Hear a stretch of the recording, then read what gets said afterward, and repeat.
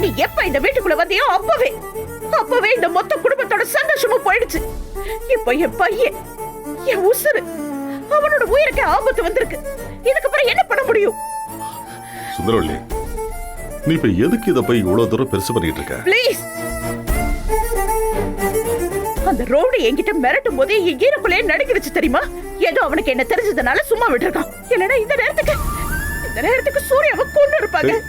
என் பையன் என்ன விட்டு போயிட்டா இவன் அவனுக்கு கொடுப்பாளா? சொல்லடி, திரும்ப உன்னால கொடுத்துட முடியுமா? என் பையன் எனக்கு கொடுக்க முடியுமான்னு சொல்லு. அதுக்கான பொறுப்பை நீ எடுத்துப்பியா?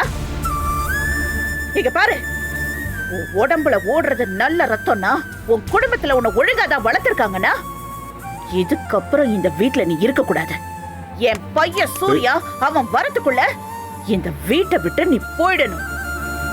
கொஞ்சமாச்சும் உனக்கு மானம் ரோஷம் ஏதாவது ஒண்ணு இருந்ததுன்னா இந்த வீட்டுல நீ இருக்க கூடாது.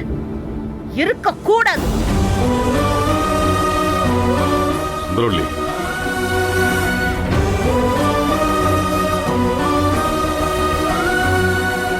சரி, இப்ப எதுவும் பேச வேணாம். நந்தினி, நீ ஒரு ரூமுக்கு போமா.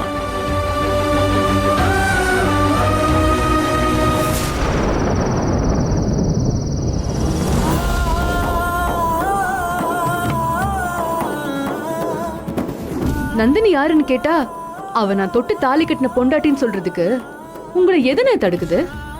ஏன் நீங்க அப்படி சொல்லல?